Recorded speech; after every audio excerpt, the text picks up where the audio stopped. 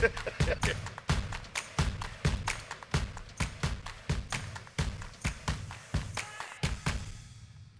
praise the Lord. Welcome to On Point, the number one Saturday morning Christian-based call-in talk show in America, live every Saturday morning from 9 a.m. to 10 a.m. on any smart device.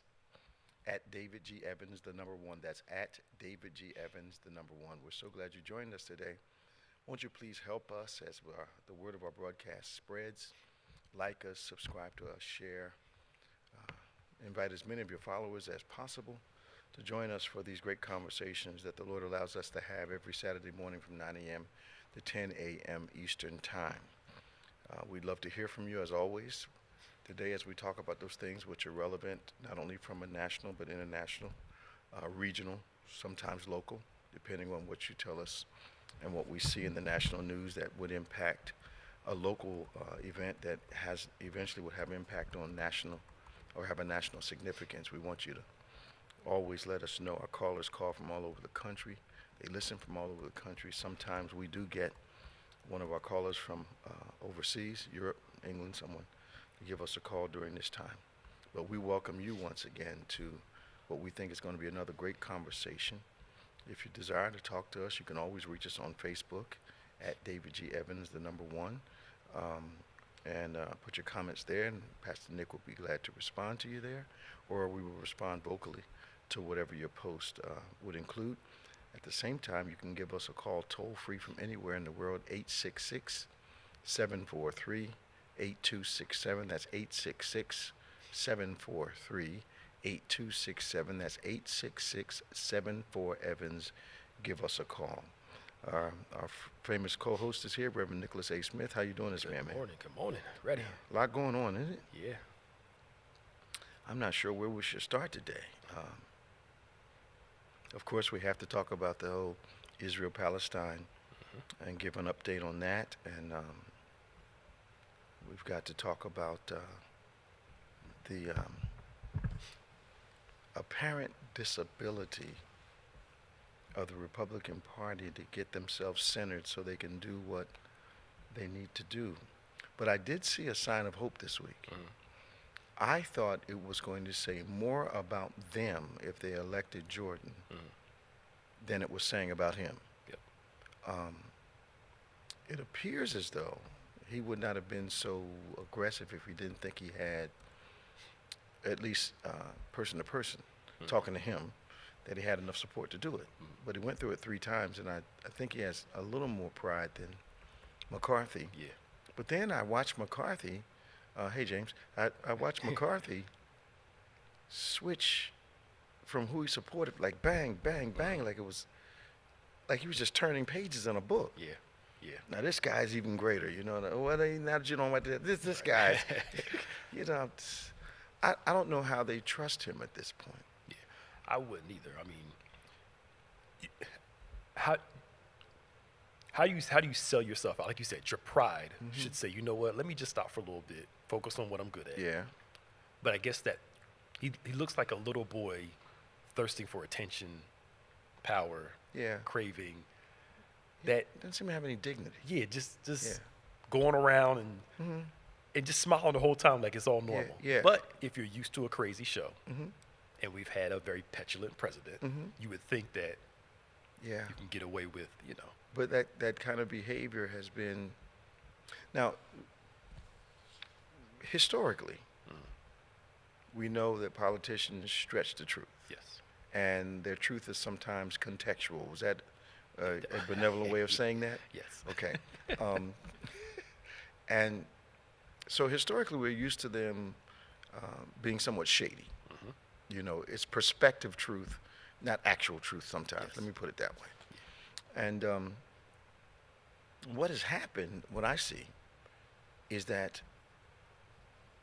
it's not even perspective truth anymore. It is platform ideology. Yep. And truth has no place in that. So I know that I backed this guy yesterday. Yeah.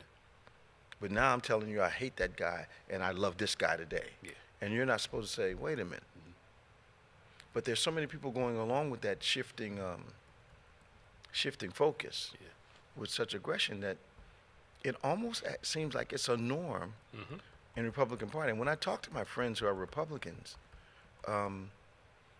they'll either get quiet on me when we talk about this, or they'll just say to me, they won't say to other people, other Republicans, well, this is not right, this is crazy. Yeah. You know, they're not building much confidence, but they won't say that among their friends. No. One thing I will give them. Okay. They stick together. Not now. In the sense of, like, we're all going to be focused on this thing. We'll let some people fall to the wayside because to them, the overall purpose is greater than. I'm talking about what they want to do in the moment. In the moment, yes. Yeah, okay. You know, if it costs somebody their life or whatever their political career, this focus. I think what blew him out this time was people that didn't vote for him. Their families started getting threats. Yeah, I know. And then he's trying to say he wasn't behind it.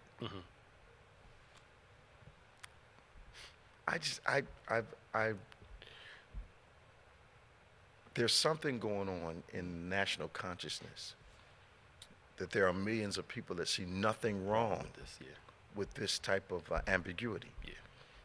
And I'm distressed about the fact that the country is starting to reflect the insanity of our leaders, where the leaders are supposed to reflect the needs and the desires of the country.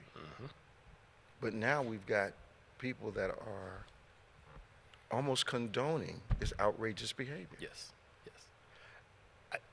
Trump wasn't in his rhetoric and all those things, what we saw was him basically giving voice to what was already being said. Oh, absolutely. And people were like, oh, why is he saying this stuff? And these people are going along with it. That's because he's speaking their language. We just didn't know that nationally, worldwide. So again, if your people are crazy, I'm sorry. If you, sorry, should have said. I'm not saying everybody voted for Trump, but you get what I'm saying. Yeah. If your people are used to this type of rhetoric and feeling, and if they're used to only if you do these two things, then we'll let everything else go. Yeah. If you do these two things, we're fine. Abortion, the whole LGBTQ thing, like Republicans aren't gay. Come on. I mean, come on. Like they've never had an abortion before. I mean, come on. And money will still find a way to get what they want. Yes. They'll just call it something else. Yes. I find that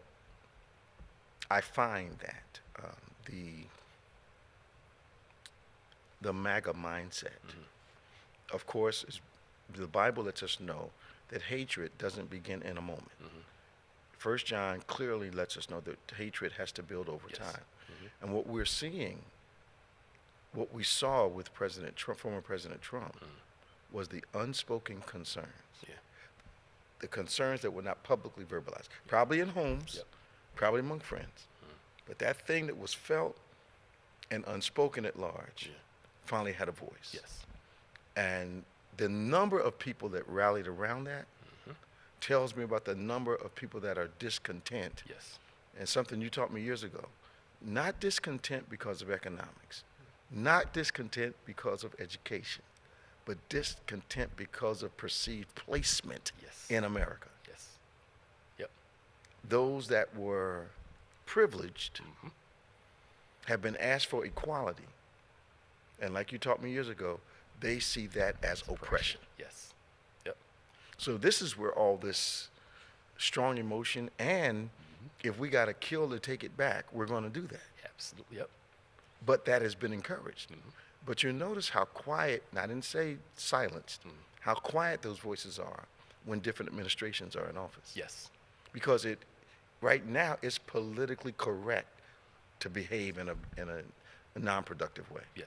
Okay. We saw it with Nixon when the Democrat Party started to become more of the liberal party. Because remember, you were growing up, the Republicans were the liberal, party, equality. Yeah, they were all about it. And Nixon appealed to that Southern Dixiecrat thing.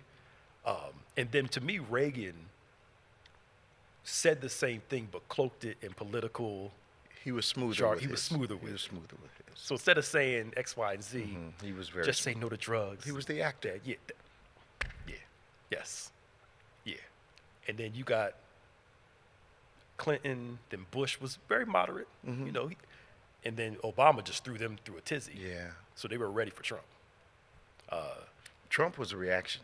Yeah. But to me, it was a national reaction to a undercurrent that was exacerbated by President Obama's election, Yes. and I experienced the response in several different areas of my life. You know, business-wise, boards I sit on, gym I was working out at. You know, people that I had known for years. Suddenly, the masquerade was changed, and let's not talk about the ministers that we quote unquote thought we had relationships with, Yeah. whom you know did really well coming here for years, whom I haven't heard of from at all since this whole former President Trump wave hit. Yep. And their biggest deception is to be a Christian in America is to be a Republican. That's deceiving. Very deceiving.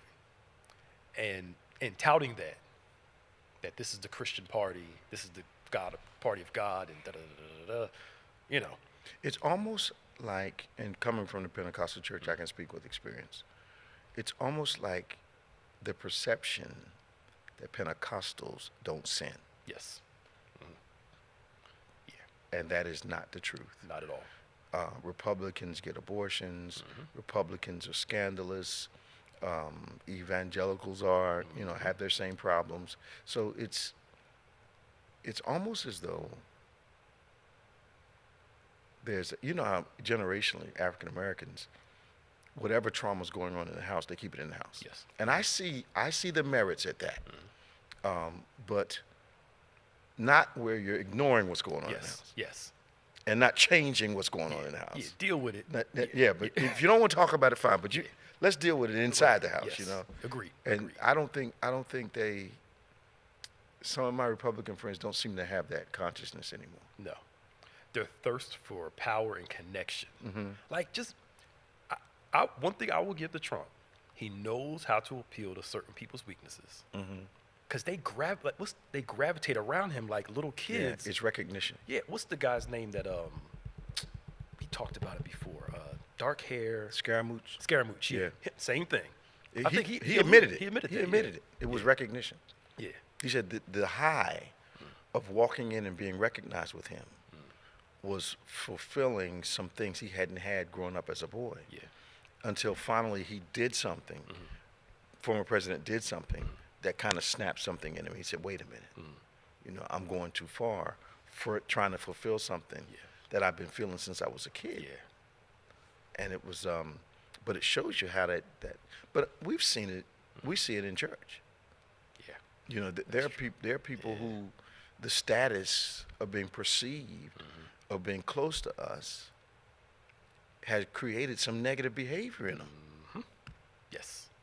And here's what I think. I think when you're close to leadership, it does not give you license to mess up. True.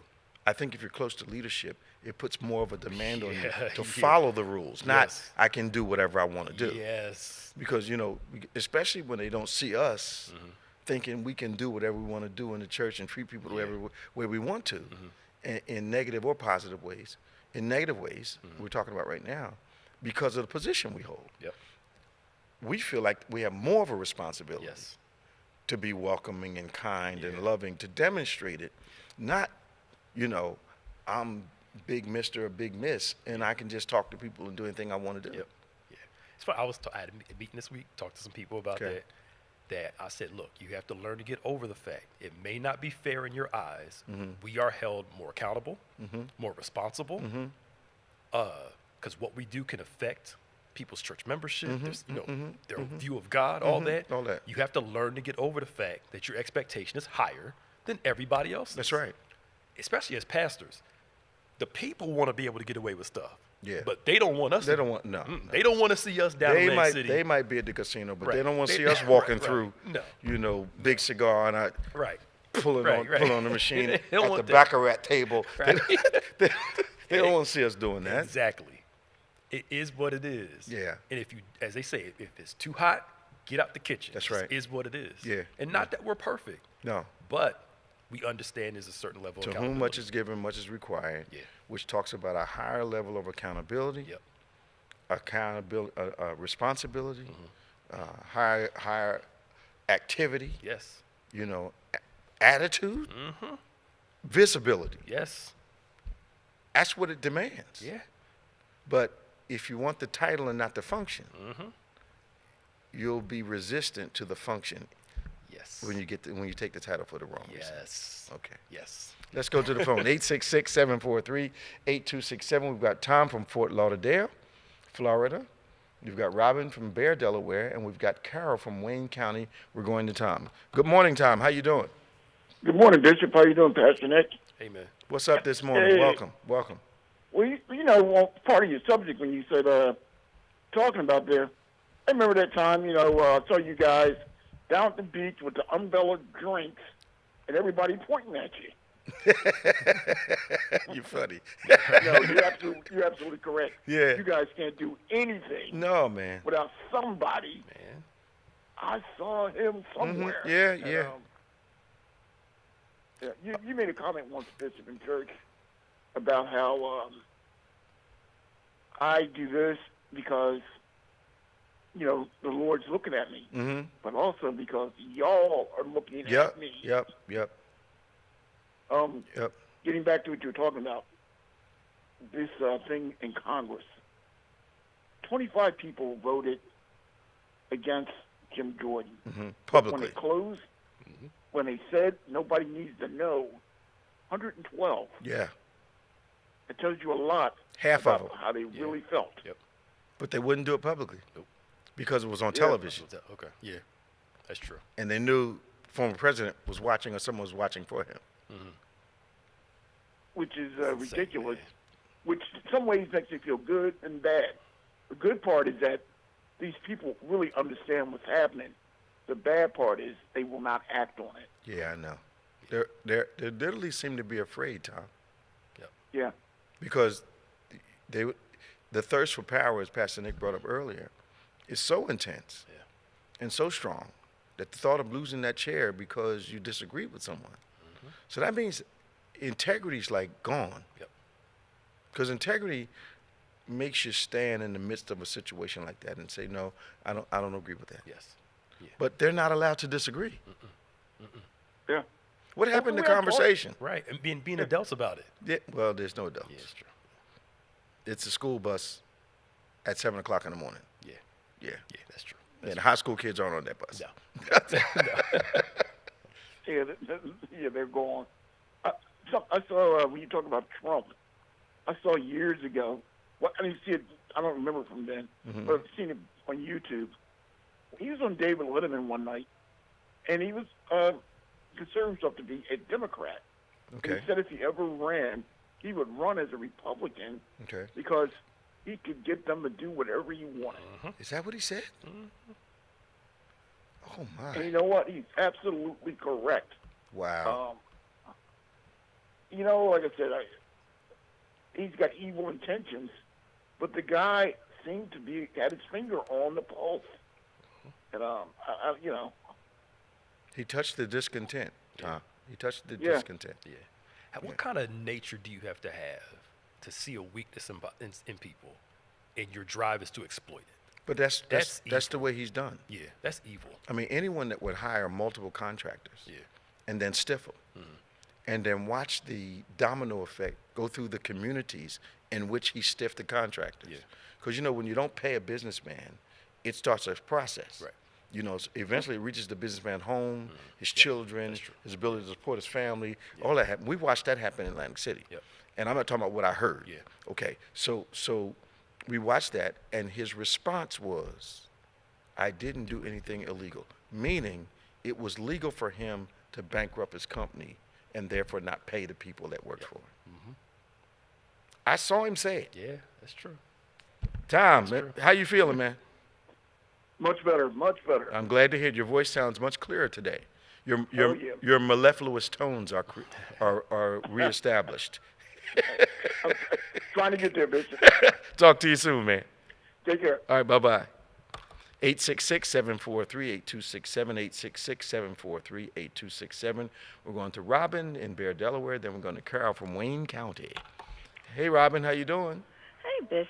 How are you? Hey, Pastor Nick. All right, good morning. She's being so charming this morning. She must want something. Yeah, I know. That's why I do it, so y'all can say something make me laugh. We need laughter in the mornings. I hear you. We need laughter in the morning. But I'm enjoying the conversation, especially talking about the war and the Republicans. I've been saying they gonna dig their hole deeper and deeper.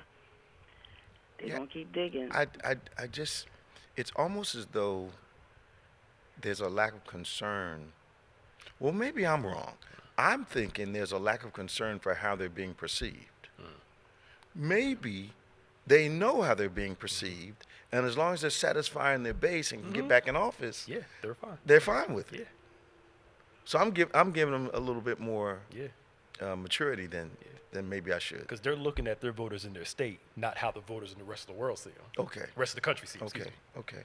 Yeah, they digging a hole. But Bishop, I know there's other callers waiting, so I'm gonna be quick. Mm. Yes, Lord. Yes. Yeah. Okay. Right. Yeah. But the message from Sunday Mhm. that you're really helping us, especially teaching with Naomi about the filters. I had to look at myself. Okay. Then Wednesday Bible study with Rahab. Mhm. I love when you taught that thing years ago, but I love when you teach it. This time it was totally different. Yeah. You know, it was totally different. But you teach with passion and illustration and with some humor too, which we love. That's why when you say got good news and bad news, we don't want you to stop because you starts really getting interesting to where we want to keep learning. Mhm. You know, so I appreciate you for that. But I wanted to say this. I've been sending the messages to someone, and Okay. they sent me a message back saying, your messages be full of God's power Okay. and carries the Holy Spirit. Okay. And they said the service be lit. I started laughing. They used the word lit. Yeah. I'm And hearing Pastor I'm hearing Nick- that more and more. Yeah, Pastor Nick, Yeah. the something to think about has really been helping me, but other people too, as far as Good. the ones you're doing on prayer. So I just want to thank y'all for everything that you've been doing. Thank you, Robin. Really appreciate it. But now, I thought you said you're gonna be Right, short. right. I thought you said you're gonna be short. Right. it is. Did you see the clip on the I guess the protest at the Capitol when what's her name, Marjorie, whatever her name is, said, "Why y'all not arresting them? This is an insurrection." It was like maybe like only a few It people. was 3-4 people out there. Yeah, acting. Yeah, I mean, They're really grasping for straws at this point. Yes, All right, they are. Rob. But Thank you that's so all I much. had. But love y'all, and I'll see See y'all you tomorrow. See you tomorrow. All right. Bye-bye. All right, Carol, Wayne County. I love the sound of that. How you doing? I'm well. How are you? Doing great, Bishop. man. Good to hear from you. It's good to talk to you. I wanted to talk to you about Jim Jordan a little bit. Okay. You had talked about just like a lack of engagement from Republican leadership, ultra partisanship, obviously. I wanted to point out Jared Moskowitz is a rep. He was talking the other day about Jim Jordan's record, and he pointed out how ineffective he is at actually getting anything done. And I didn't know if you guys had talked about this. I've been on hold for a minute, but 16 years of service. Isn't that and he's amazing? Never sponsored a bill that has become law Isn't that amazing? yeah. in 16 years. That is incredible to me. That's So that's no- incredible. No ability to work across the aisle at all. But here's the problem. What's he doing for the people that he represents? You got me. I'm just 16 years on the job and you haven't produced anything? Nothing. How does he keep getting elected? That was surprising. I don't know. It's my opinion that you need to be engaged with your work to be even in a position of service, much less leadership. Sure. So, So for I instance, don't understand how he's retained his position at all, except through lying. Carol, do you think you could go to your place of business or employment for 16 years and be non-productive and maintain your employment? I promise you, I couldn't go to a lawn 35 times and not mow it. Absolutely. Much less, how many times? 16 years 16 worth. years worth. That's that. But That's then, seasons. but then perhaps maybe in private, that was one of the drawbacks that his peers couldn't vote for. I think that being threatened Amazing. was probably the straw that broke the camel's back. Absolutely. Having their families threatened, not being able to reach out to the people in their own party and say, please, y'all, I know that this is a big deal, but, don't attack the families of other Republicans. I think that's all it would take. Yeah, but he may be mimicking. Our former president was very brash. Is very brash. Perhaps he thought that would work. It got them so far, and now it's not going to get them any further. Yeah. It looks like with him, just looking briefly at what he, his whole makeup, Jim Jordan. He's basically building his platform on speaking against everything liberal. Okay. Which is probably why people vote for him. Okay. So again, I think we're giving too much credibility to some voters. Okay. Anticipating they're looking at substance over everything else. Well, obviously they're appealing to emotion, and for some part of our country, the appeal to emotion is the validator of a representative. Yes. Yep. This guy, quote unquote, represents my values. You're talking about the things that I feel. Yes.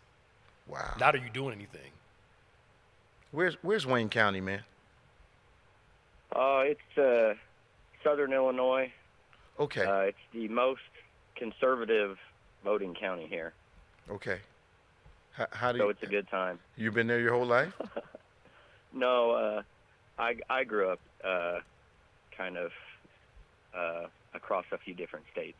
Okay. Mostly Kentucky, in the country, and then in the capital of Kentucky, and then here. Yeah, we have a couple callers from Kentucky. They're always articulate, always informed. I'm just glad you joined the On Point family, Carol. Yeah. Just glad you have. Thank you. I'll call back sometime. God bless you, Doc. Talk to you soon. You too. Bye-bye. Bye-bye.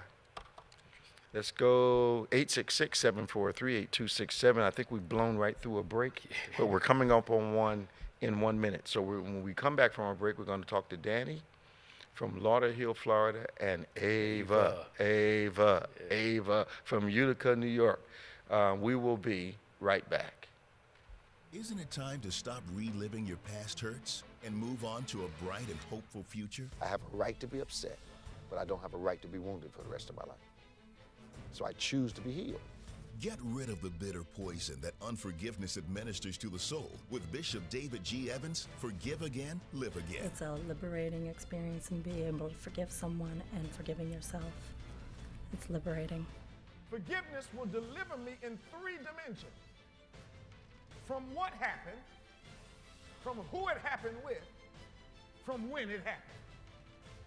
Because sometimes you'll get free from the what, but the who will still have you bound. This highly sought-after 4-part message of healing can be yours on CD or DVD. Act now, and we'll include Bishop's book, Healed Without Scars, with your order absolutely free. All yours when you visit our website or call 1-800-591-8480 today. Well, we're back. Thank you for joining us today. We are in the midst of a great conversation. If you want to give us a call and join in, you can give us a call at 866-743-8267. That's 866-743-8267, 866-74-EVANS. This is On Point. Or you can simply post us on our Facebook site at David G. Evans, the number 1. At David G. Evans, the number 1. Send us your posts, and we love to cooperate and respond. We're going to Danny in Florida, and then we're going to Ava in New York. Good morning, Danny. How you doing? Dan, are you there? Let's go pick up Ava, see if we can get her. Ava, you there? Good morning. How you doing? I'm doing well, and yourself? Great to hear your voice today. Same here. I had to set 2 alarms to make sure I woke up on time. You needed 2 of them? I got to call Bishop, and it was like Thursday. How's I got to call Bishop because your girl is struggling over here. You struggling? Struggling. I'm finding it hard to keep up with everything that I have to keep up in life. Okay. And also maintaining. See, during COVID, I was home, the kids was home, everybody was home, and I was able to study more often. I was able to read more often. I was able to tune into things more often. Now I got the one kid in the college. I got this one varsity football who got me everywhere. And I got this one Pop Warner chair, this one JV chair, this one in cosmetology. This one's in the process of trying to move out and find his own thing. And I feel like at the end of the day, I literally had no time. I sit down, I open up something to read, and your girl is knocked out 3 seconds into anything. I don't think I finished a TV show in about a couple months.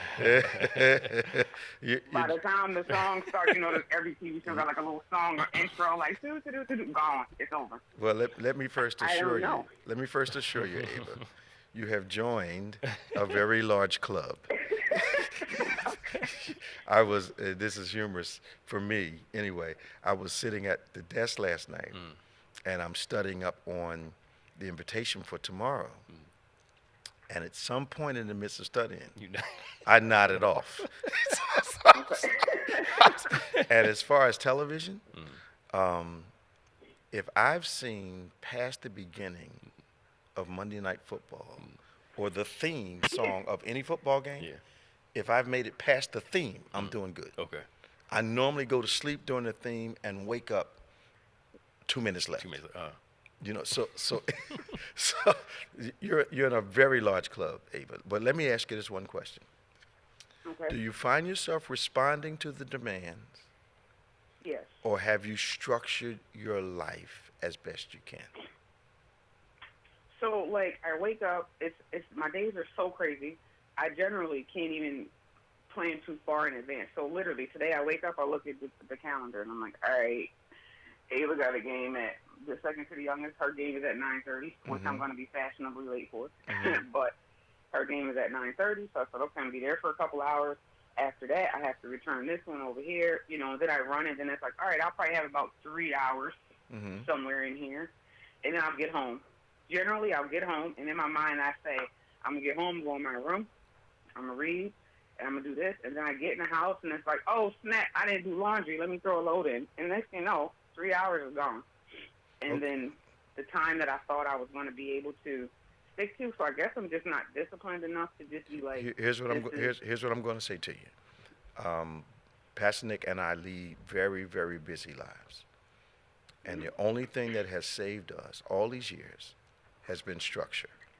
Now, the popular response to a structure suggestion is, what if something happens you don't expect?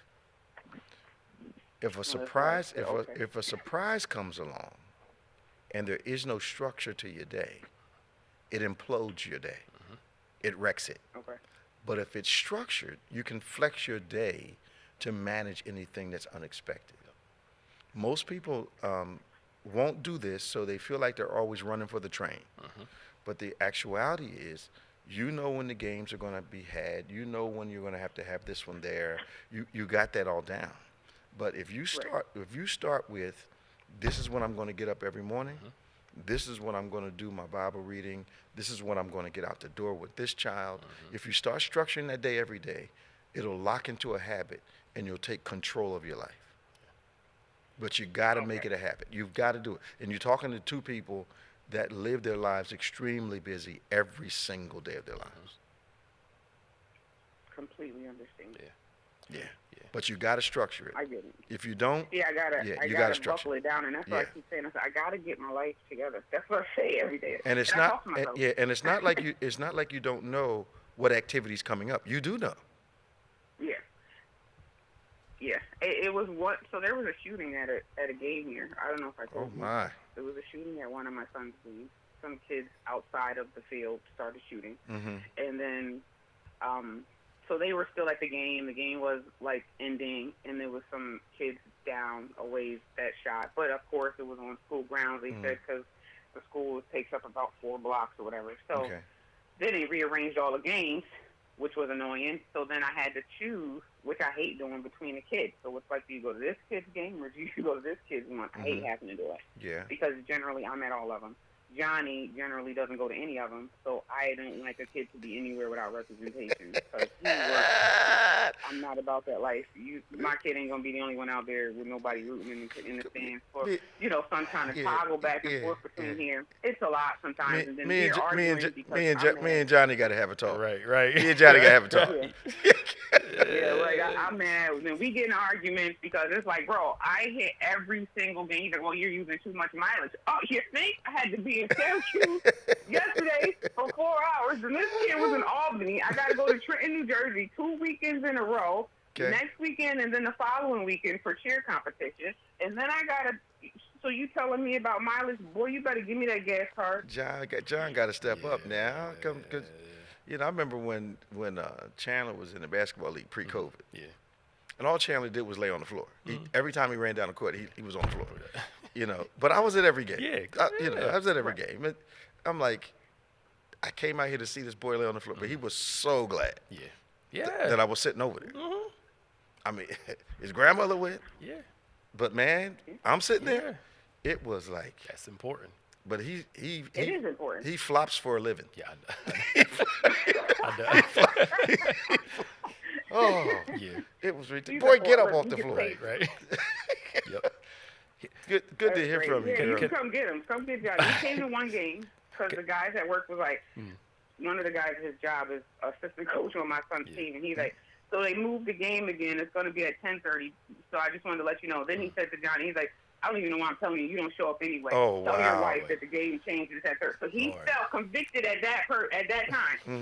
He didn't go to work, and he came to that game. It's the only game he went to this season. And I said, so they can say something to you at work and you show up to a game, but I say something to you all season and I ain't seen you yet. Okay, say less. Ava, don't throw him under the bus in public like too much. Not too much. Not too much. We got it. We got it. I will say this. But I need to ask a question. But does his work schedule conflict with the games? Yeah, he picked it though. Like I told him when he picked it. Bethany said, don't tell me on TV. All right, wait a minute. But does his work schedule conflict with the games most of the time?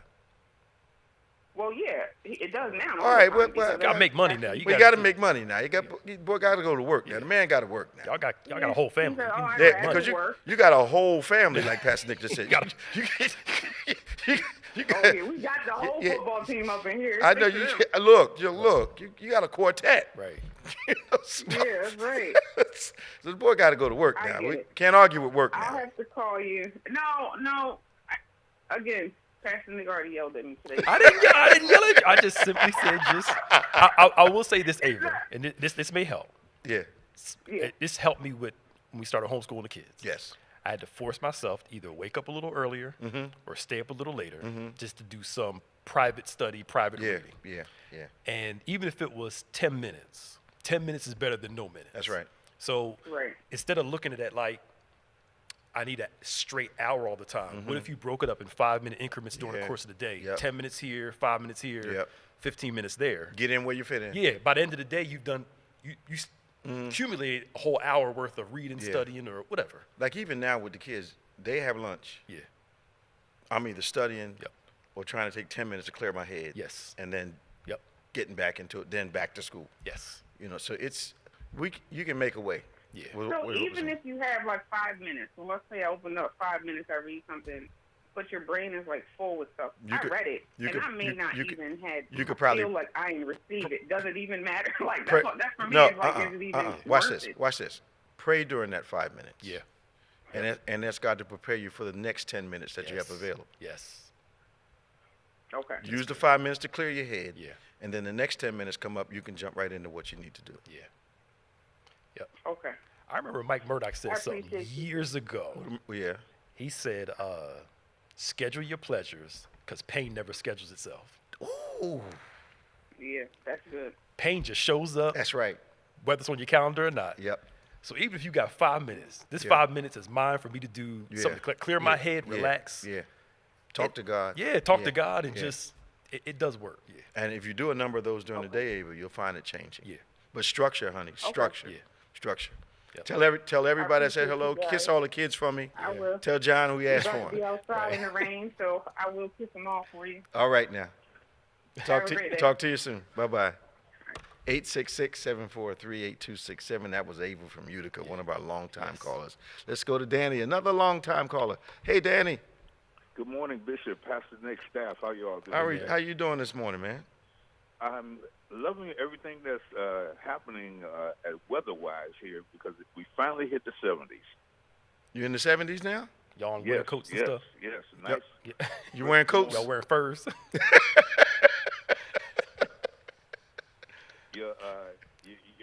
Your sister, Ann Williams, she will be probably going out in boots if it drops a little bit.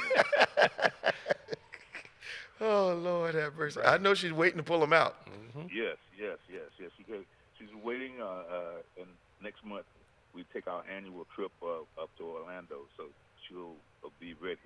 Well, don't feel so bad, Danny. Even up here, some of the ladies, if it gets down to like 30-something, they have a reason to pull those furs out, man. They don't wait till it's like frigid. No, man. No, it's just a borderline cold. Spend too much money on furs. Wear my Gotta fur wear it. today. I gotta wear it. They got to wear it open the whole time, but they would go wear that thing, man. Shoot.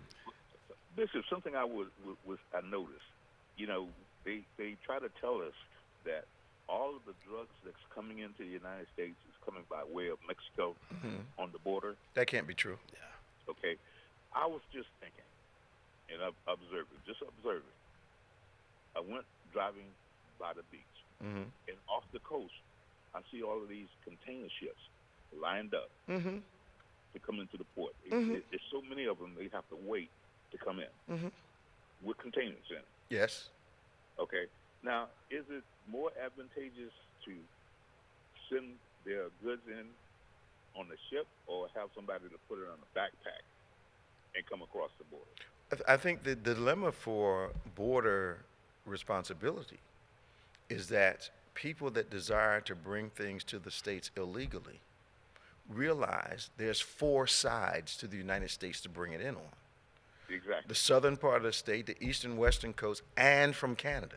So instead of coming in one way, and I don't believe for a minute that that 90% of the drugs are coming in from the south. We've got too much ocean, and we've got all of Canada to bring stuff over. And then let's just take Florida, for instance. Nothing but coastline all around. Well, you know what it used to be. That coastline was like an open invitation. Yes. I mean, those guys have submarines now. Yeah. Still is. They do, yeah. And I think they're paying people. They have to be. They have to pay enormous amounts of money for people to look the other way. Oh, yeah, absolutely. Oh, yeah. Oh. And another false statement that our governor has made is that our crime rate is down, and police crime is nothing further from the truth. Your governor And doesn't have every much day- fidelity to the truth. Go ahead. Yeah. every day, if there's not 5 or more shootings in Dade and Broward. Let me ask you a question, though, Dan. What are the people saying about this increase in violence? They don't get a chance. The thing about it, very little. If one of the news media comes out and says something, then they're on their attack, and they're afraid. Really? Yes. It's like they're afraid. So the new gun laws have the obvious effect has occurred, and that is the gun violence has gone up because everybody's allowed to carry now. Is that basically what the rule is? They carry, and then I was afraid. I shot because I had fear. Okay. Well, I guess you would be if everybody's carrying a gun. It's like the Wild West down here. So rather than you try to talk or have a conversation saying, well, excuse me, I'm sorry I stepped on your foot or something like that, you don't get a chance to. Wow. How do you deal with that, Same Dan? thing with driving, if you cut someone off, getting on I-95 or the turnpike or something like that, reach for your gun. People are shooting? Yes. Unbelievable. Because we've got a lot of violence going on in Philadelphia, you know. And we don't have the same laws that you guys have down there. But you guys are like basically, you can leave home with your gun on your hip, right? Yep. That's too much. That's too much access. Yep. And people are already feeling pressured and stressed. So why is anybody surprised that the gun violence between citizens would go up? Yep. No one knows how to talk anymore or reason. How are the police? How's law enforcement responding to this? They have very little to say and would have you. In fact, they try to stay out of the way. And if they approach you, it's going to be either 2 or 3 cars. Really? Yes. Because everybody's carrying. Everybody's carrying you. Yes. That's crazy. Wow. I can remember my uncle was a Philadelphia policeman. And I can remember, we called him Uncle Junior. I can remember Uncle Junior pulling up in a squad car, telling a bunch of guys, I want that corner. And then he circled the block. And they wasn't clear. He was out of his car, and they weren't trying to fight him. They wasn't trying to get out the, he wasn't trying to, Junior wasn't trying to get out the way of nothing. But they respected him. Yeah. Yeah. And he told some tough guys, I want that corner. They was like, okay, Prince, we're getting out the way. Plus, they have enough sense. I'm not going to mess up my thing and go to jail. These kids now, they just, like, I just talked to, asked about since the shooting happened at the Philly airport. Amazing. Amazing. I was like, well, did they increase police presence there? No. They're still stealing cars at the airport. No increased police presence at all. It's almost like this is going to happen and they're just going to let it, you know, go. But I'm like, you would think an officer being killed would say, hey, we need to hire some other people or whatever. Nothing. I found out another detail because, you know, we have people working there. The police officers that were coming on duty put one of the guys in a headlock.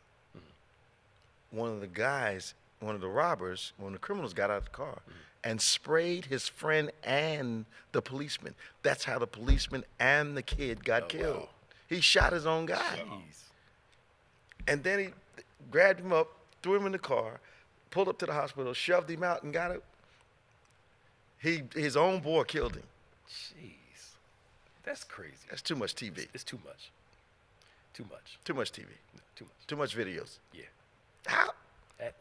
He just sprayed everybody. Plus the guy he came there with. Right. That's crazy. That is insane. That's out of control. It is out of control. No thought process. We went to yesterday was the first double funeral I'd been to in a long time. Yeah, it was. Yeah. That was actually my first one I've ever been to. Okay, it was. I hadn't been to one in a long time, man. It was. Yeah. Yeah, just weird seeing. My first time. Okay. Experiencing. Yeah, it was scary. It was weird. It was. It just. You know, to have that part of a family wiped out at the same time. Yeah. My children asked me about where's the girlfriend? I said she probably had a funeral at her own church. Yeah. And of course, the daughter is still in the hospital. Okay.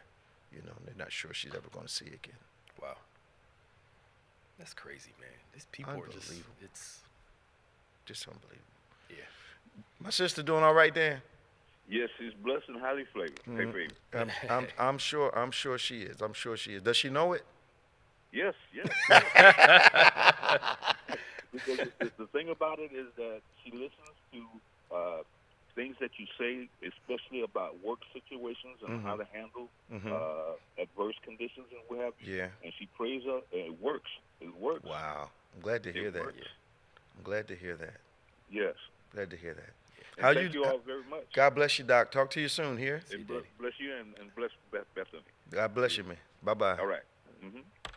866-743-8267. We got about 10 minutes. What's happening online today? No, it's people just chiming in, laughing, talking amongst themselves. So let me ask you a question. What is it? Why is this Gen Z? Why are they one of the loneliest? and one of the most unhappy generations. Where's that coming from? A generation raised on technology relationships, Okay. rather than in person. Okay.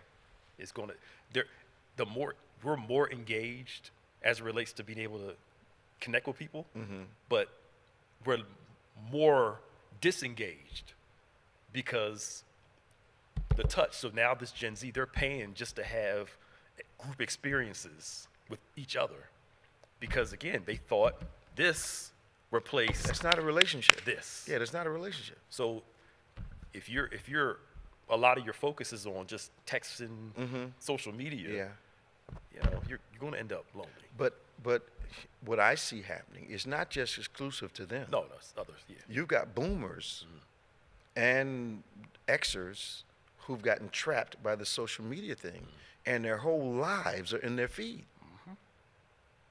I mean, literally glued to the feeds on their phones. And I'm talking about people in their 50s and 60s, man. Yep.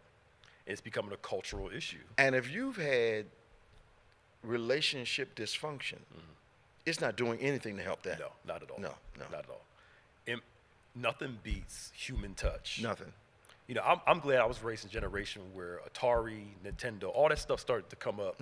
We played it, but we still went outside to play. Absolutely. You still interacted with other people. Then it shifted to a new generation. Well, let's just do it all online and talk to each other, which is okay, but you still got to get out and Look, I was talking to a lady I know. She got a couple kids, trying to keep her anonymous. And I asked about the kids. Hey, how's the kids? They're all in their rooms on their devices. They're in the house, but they're separated and isolated. Yep.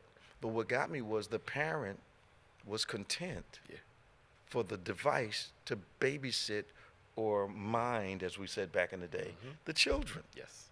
How's everybody going to be in the house and nobody's interacting?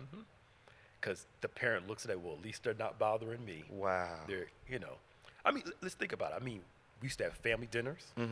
That was a common thing. Absolutely. Turn your stuff off. And you had to be home for it. Yeah. We eat together, whatever. Some connection. But it's more convenient with some parents to just throw a laptop or, a device. I've been out with my kids here, and we've watched other people and their families, and everybody's on a device. Yep. The moms, dad. I make my kids put that stuff away. Turn those, the ones that are on the table, turn those to the wall. Right, yeah. Let's have some conversation while we're sitting here talking. Let's talk. Yeah. But that's not common. And it's going to get worse and worse. And as people continue to... We've got to be intentional about human relationships. Yes. Not relating through a device. Yes. Because I think it disconnects responsibility, integrity, and you get used to almost inundating your mind with negativity. Yes. Because unfortunately, positive posts don't garner as near much attention as negative ones do. Yeah. So go viral is the goal. Yes. And using negativity to go viral is... Because I'm watching, I was, trying to keep up on this whole Israel thing.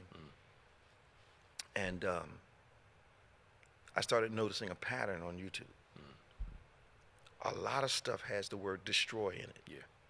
So I don't know where they figure out the algorithm is picking up on that, but a lot of stuff had destroy in the bar down here. So-and-so destroys X, Y, and Z. This one destroyed that one. Watch so-and-so destroy.